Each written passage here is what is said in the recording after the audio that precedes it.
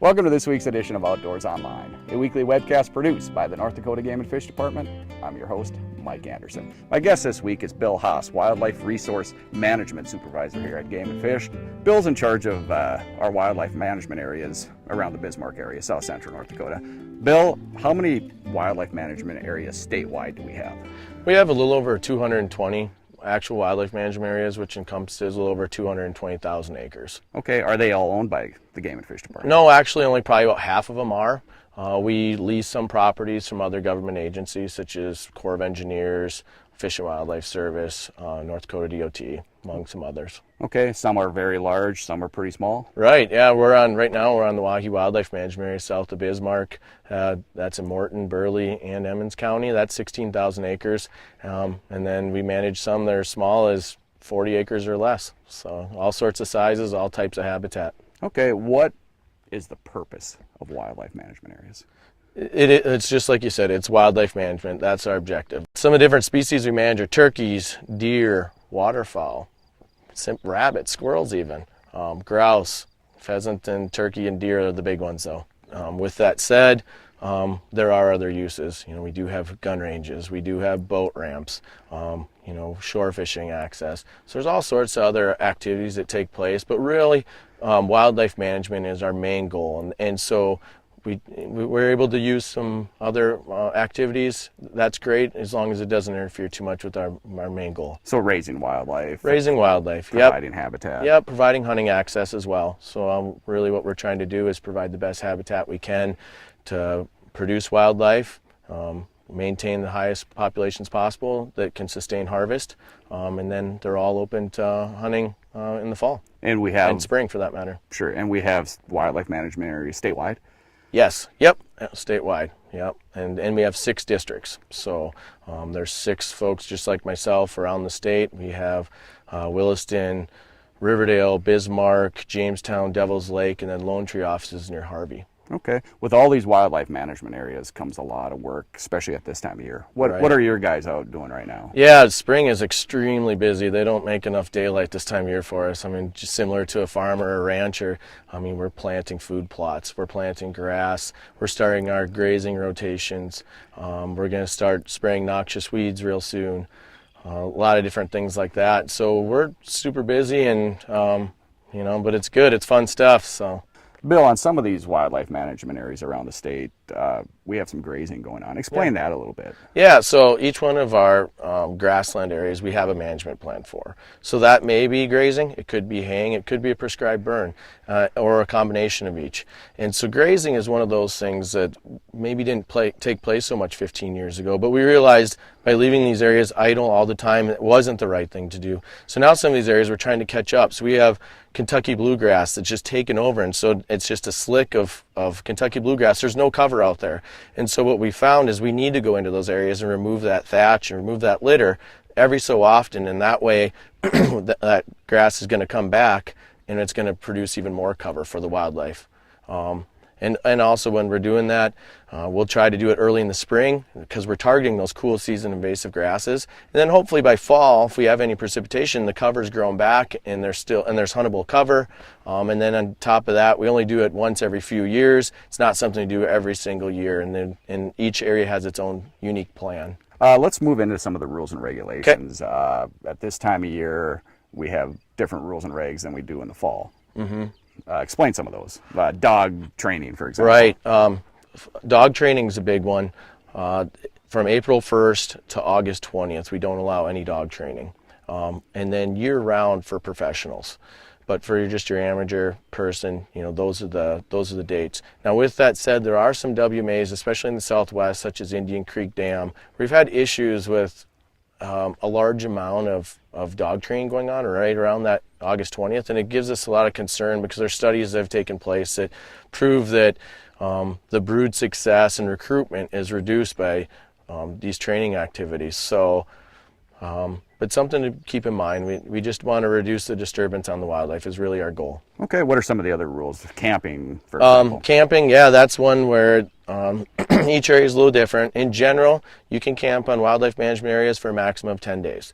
There's some specific WMAs, mostly in Williston, along Audubon.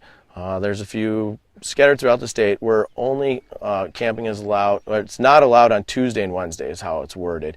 And the objective was there is what we had is people that were living on the wildlife management area, and our law enforcement folks would show up and they couldn't prove that they're only there 10 days. So then they have to wait 10 more days to prove it. So this is an idea we came up with, I suppose, 5 years ago, and it's worked really well. I think people understand why we're doing that. We don't want to have to restrict people, but it's something that we need to do to benefit everybody's opportunity to utilize these areas. Sure. In those areas, can you have campfires? Yes, you can, but we just encourage people to just use common sense, because some of these areas are really primitive and there could be standing grass, and just make sure you're really safe with that.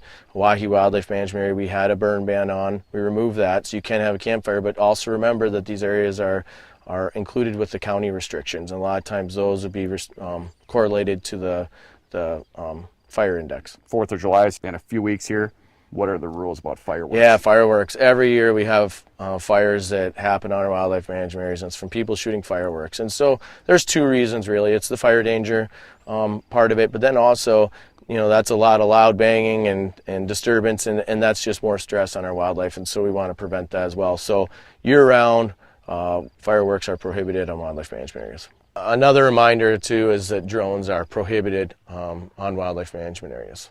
A lot of people trap or bow hunt heavy equipment on our WMAs. Right. Explain that a little bit, Bill. Yeah, so on the wildlife management areas, you can leave your tree stand or your ground blind or your trap if you're trapping, or a trail camera up from a certain date. You can put it out on August 20th, and you need to have it removed by the end of January. And you need to have an ID on there, so you can have your name, address, phone number on there. That was always what was required, and you still can have that if you say it had a tag on there. But what's new is we have equipment ID option, and so it's a unique number to you. So you'll go on our website and you can get a number, and that number will stay the same every year. So if you want to make a tag that could go on your traps or whatever, you can have that. And then when you go out, the person doesn't know who it is when they look at their tree stand, because that was the complaint some people had. Like, oh, that's Mike Anderson's tree stand. That must be a good spot. I know he shoots big bucks. And so that was one of the reasons why we switched to that. And then the traps is a new thing. Last year we included that. So if you're trapping on a wildlife management area, remember you need to have a trap tag on your traps. What happens if they don't remove their tree stands by the end of January, or their traps, or whatever it may be? Right. We'll make the rounds and remove those and confiscate them, and then we actually sell those in a wrap auction. And we prefer not to have to do that, but it's getting to be a real issue. We'll go into an area, for example, like Kimball Bottoms, and we'll pull 20 tree stands down in March. And it's something that we're just cheating the other sportsmen with it. We're leaving those tree stands in spots that everyone should have a chance of hunting. Another big issue that we have every year is litter on our WMAs. We spend more time picking up litter than we really should, and people just should keep in mind when we're doing that, we're not able to do other things that are productive. When we're having to replace shot up signs or pick up litter, I'll do all these things that are kind of nonsense. And I just encourage people to, if they have some time, just to pick up a little bit of that. I mean, we'd really appreciate it. Otherwise, we're doing it as well. We just want to keep these areas as clean as possible. Bill, the other thing that's really popular on several of our WMAs around the state is our gun ranges. We just, we didn't build a new one, but we fixed up, I guess you could say, the range in Williston to Lewis and Clark Wildlife Management Area. We know that it gets a lot of use, and it's a great facility. We did the same thing south of Mandan about 6 years ago, south of Bismarck at McLean a few years ago as well. We also have a range in Wilton. We have one in Riverdale.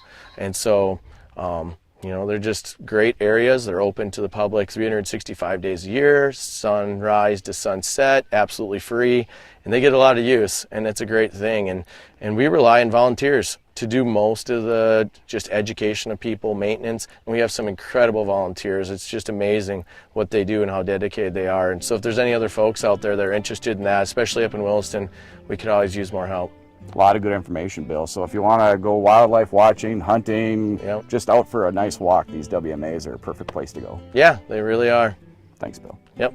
For more information on the rules and regulations of our wildlife management areas around the state, go to the Game and Fish website at gf.nd.gov.